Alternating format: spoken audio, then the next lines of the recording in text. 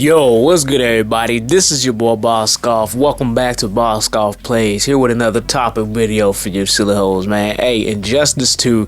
Now this Injustice 2, we've been hearing news about this for a few months actually, and I wanted to wait on talking about this until I felt like we got either enough news or to the point where I was like, okay, you know, we getting to the point where they really getting ready to drop this game, and they're really getting ready to drop this game. And I believe, as of me talking right now, and releasing, well, not releasing this video, but recording this video for y'all, they just dropped wave 4 of the beta codes for PlayStation 4. I don't know if they dropped it for Xbox, but I do know they dropped the beta codes for PlayStation 4, and the characters that are in there now are Blue Beetle, Superman, Supergirl, Batman, and Atrocitus. And I do believe, supposedly, this could be wrong, that Black Canary is supposed to be the next character that they add into the beta. Injustice 2, man, there's a lot of news that's been dropping. I'm talking mini trailers, tidbits of what the story is going to be about, character reveals, leaks, all kinds of stuff. The most interesting aspect that really has my attention for this game, and that really is pulling me more towards this game, is the character customization. I was talking about in the previous video how it was going to be a challenge, a struggle trying to pick between Tekken 7 and Injustice 2, because of the simple fact that these are two great games that are going to be releasing around the same time. Injustice 2 releases on a certain date, and then Tekken 7 releases at least a week later after that. And it's like the character customization that's in Injustice 2, it's fresh, it's new, at least within these games. Hell, at least within a NetherRealm game, we've never seen this before. This is on something new. It's almost like they pulled this out of thin air. I didn't expect this. I honestly expected, of course, new characters, pretty much the same game with just the number 2 put onto it, with newer graphics, newer characters, new moves, all this other stuff. But the biggest thing that's pulling everybody, including myself, into this game is the character customization. And it's like it's not pay to play. There's no money lock behind it, or pay lock behind it, or any of the costumes. You as you battle and as you play online, you get costumes that you can level onto your character, and depending on how much you play, depending on how rare of a costume you get, what type of costume you get, all this other stuff. So this is something fresh from NetherRealm. And then you got on Tekken 7, as I was talking about in the previous video, I know what I'm going to be expecting from Tekken. As far as I know right now, they haven't released any other news other than, of course, we know Akuma's going to be in the game. You got the end of the Mishima Devil saga that they got going on with the family. Of course, character customization is going to be in there. All this other stuff, and they got new battle mechanics like the rage art and everything. But at the same time, they're not all that new. Just kind of either ramped up variations of what they already had in Tekken Tag 2, or went further with the expansion of. And so it's like you want to lean towards this game that has the fresh stuff because it's fresh, it's new. And then there's like Tekken 7, so it's like I don't know. Not only that, I'm loving the graphics so far. One thing that I've seen a lot of people talking about with the graphics is which is real funny, is the character faces, the character face models. Actually, that was a huge problem, one of the hugest problems that NetherRealm has had, other than questions about their netcode, which is I'm glad with their beta that they're actually taking the time to release these betas and improve. That's been their main focus with this game and with these betas, is improving the server, so that way it's on to par with how Mortal Kombat XL's internet connection was when it came to battling. Give me a second. And so it's like with this game, not only are they trying to constantly improve, we know they're trying to constantly improve. They're bringing in fresh mechanics. Like I said, back to character models. I don't know why the faces were a huge problem, and I do actually. I take that back. I seen some of the earlier character face models. They were looking kind of funny, and what's cool about NetherRealm is they actually took the time, and they still are actually taking the time to improve on. They listen to the audience, and I'm like, okay, they say this needs to be fixed. Let's take this in consideration. Does it actually need to be fixed? Okay, it looks wonky. Let's try and fix that.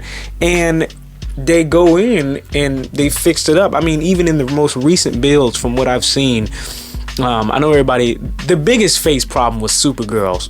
For some reason, nobody liked her face, and even in the recent betas, nobody liked her face. They even went in as far as to even touch up her face, and then even touch up the angle of her wind pose so that it didn't look as crazy. To me, like, I didn't like the very first build of the game, when they started showing us the character models and stuff like that, the faces were a little off. They looked awkward, and even now some of the faces still look awkward. But I honestly think that is because some of the like take Black Canary and Supergirl and Blue Beetle. We see these characters doing something that no character in another NetherRealm series other than Johnny Cage has done, and that's these characters are genuinely smiling. They're putting on these Boy Scout and Girl Scout faces, their win poses, you know, their victory poses. So they're all cheery and happy and go-getter and good guy and smiley. That's something completely opposite of a NetherRealm game. Usually we're used to seeing blood and guts and gore and man-eating horrors eating people and snarling faces and angry warlords and all. Everybody's always angry and heavy metal-ish. So I think the huge problem is not the fact that these faces look awkward. Some of them can look awkward, but honestly I think it's that people are so used to seeing a bunch of angry ass characters that they finally see a happy character like Supergirl or Blue Beetle, these teenage characters that we see in our favorite Justice League shows and shit like that, and they look weird because it's not what we're used to. That's usually how it goes in any game. I mean, I'm guilty of that shit. I'll see something different in a game of something that I'm used to seeing, or from a company I'm used to seeing. I'm like, that looks kind of nasty, especially when you first look at it. But when I really look at the faces and the character models, I don't think any of them look bad. I actually like the spin. I like the graphics a lot, and I like the character models. It's different. Like I said, it's not everybody's not pissed the fuck off that they're thrown into a random tournament for no reason. They either know why they're smiling, or they choose not to smile, and that's more depth to the character, which is why I like what NetherRealm is doing with Injustice. Is they're taking it a lot further, and apparently, according to their stream that they had up, I watched one of their streams. Their story is supposed to be the longest story they've had in any NetherRealm game, which is saying a lot. I think the longest story, actually, I don't know what could be like the longest story, and not just the individual character stories. We're talking about the main branch story. This story is supposed to be long. It's supposed to be wide. So I don't know. I feel like with the character models, they do a damn good job at adding detail into whatever the hell they're doing. What else can I talk about this game? It really interests me. Even me sitting here talking about it, it's like, man, I could get Tekken 7, or I really feel like Tekken can wait. Like, I really feel like it could wait, unless Harada releases news or Namco releases news that shows me something other than Akuma or other than all these other things. Because come on, can we really say we didn't expect Akuma? We've seen years back, way back in the day, that there was supposed to be, other than the Street Fighter, we knew about Street Fighter Cross Tekken, but we knew there was supposed to be a Tekken Cross Street Fighter. They've been teasing it, they've been talking about it, they even canceled it, left it in development hell, or they canceled it, brought it back, left it in development hell, and then now all of a sudden we have Tekken 7 and Akuma pops up in the game. to me, I see this as a Tekken 7 speaking. I see this as a prep, a teaser as to what we can expect from Tekken Cross Street Fighter, especially given the fact that they're throwing Eliza in the game. If y'all don't know who Eliza is, she in Tekken Revolution, she was one of the characters that you can have, that you can use. What's so special about her is that she is essentially a Shoto character, but not just any Shoto character. I see her as a KOF, a King of Fighters Shoto character, because of her fireball is the ground fireball, like kind of like Kyo's or Iori. So actually, her moves are a lot similar to those guys too, and so you have this two characters that are Shoto characters, potentially either the 2D fighting game genre characters or 2D.5 fighting game genre characters, and they're thrown into Tekken. And Eliza was thrown in as I think it did a DLC pre-order bonus, and so I see Tekken 7 as like a prep for what's to come with Tekken Cross Street Fighter, or hell, Tekken Cross King of Fighters, whatever they can cross, because at this point the possibilities are endless. But that honestly is like that, we've been waiting for that. That's what's to be expected. I've been expecting it. I knew it was gonna happen. It was just only a matter of damn time. So now it's here, and it's like, okay, I see this. It looks cool. It looks damn great. But Injustice is once again, this, y'all know me, and this is another video that I have planned to talk about later. Y'all know me and things that I feel like make video games cool. One of those things is character customization, the ability to be able to make your character look how you want your character to look, regardless of stats or any of that. And Injustice is throwing this in here, and Tekken is doing that as well. But with Tekken, I like their character customization, but I didn't like how it was done in Tekken Tag 2. I feel like it was very generic in Tekken Tag 2 compared to how it was in Tekken 6. And so if they're doing what they did in Tekken 2, if we can expect what we seen in Tekken 2, like, that's going to turn me off. Versus Injustice, it's like, even in the beta, there's so many options for what you can put on your character, and you can, like, this is, for this game, it's new, and so since it's new, it's going to attract more of an audience, especially casual players that really aren't hardcore fans. Like, I'm a hardcore Tekken fan, but even with being a hardcore Tekken fan, I'm sitting here and I'm like, man, I don't know, this is gonna be a hard choice. So I don't know, and I just I think it's real cool, especially the fact it's DC. We don't see a lot of DC games unless it's been a Batman game. Actually, I think those are roughly around, correct me if I'm wrong, from my knowledge, those are the only DC games we be getting are the Batman games from DC Universe. And Batman is cool and all, but this one, it's a fighting game. Two, you're bringing in more than just Batman, even though most of the characters are from the Batman-esque lore. But I think it just is just an overall cool game, which is why I'm looking at it and looking at all the things that we've seen, looking at the character designs, looking at what we can expect from the story, from the mechanics, from the customization, all of that. Only thing that throws me off about Injustice, and I really hope, Ed, y'all do a damn good job at making y'all games. Y'all games are top notch. Like I said, NetherRealm is, I might have to make that a video later, not anytime soon, but I gotta catch up on my shit. But I might have to make that a video later of like my favorite video game companies. NetherRealm is one of those because they do a damn good job. Only thing I don't like, and a lot of others can agree with this, is that the music is either close to non-existent or not there. And when I say not there, it just feels like it's it just feels like it's so generic. Like it doesn't boost the battle. It how can I say it like it complements the battle, I guess you can say. I don't know, maybe it's just we're used to hearing certain types of music in certain fighting games. I don't know, I just feel like for NetherRealm games, the music isn't as driving as nothing. Y'all know me in video games and music, especially with NetherRealm. NetherRealm I see as a very heavy metal-esque, a very dark gore, just a very action-packed setting when it comes to their games. And not saying that you have to have heavy metal music in every video game, and you have to have heavy metal music in your game, but have music in there that it just doesn't feel like it's dun, dun, dun, do do do dun, dun. The regular shit that we've heard from Mortal Kombat games back in the day. Hell, I feel like the Mortal Kombat music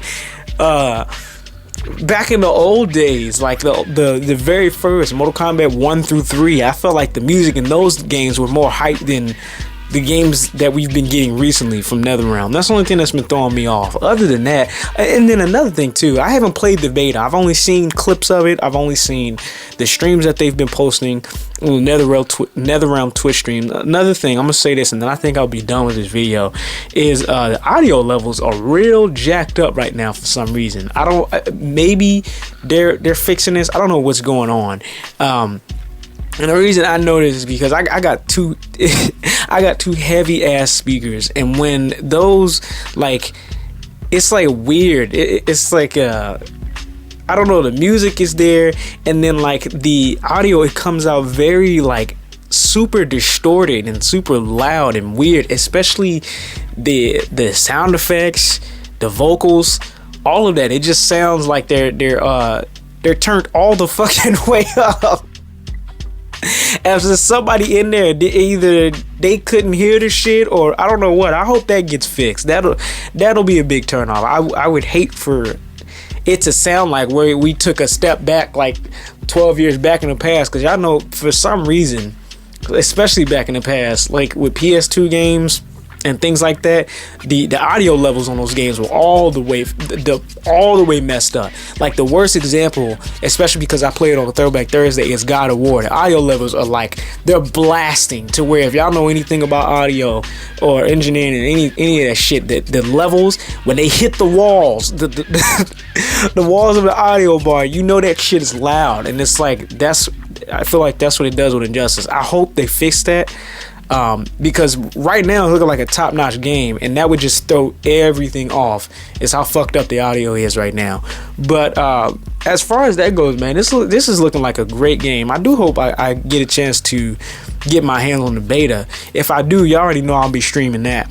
But they got the waves going out. Ed said there's going to be plenty of codes that get sent out. Hopefully everybody that signed up will get one. If not, I mean, it's really not that big of a deal. It's the beta, and they like he said, they're using it to monitor and to improve on the game. It's not supposed to be, it's not even a demo.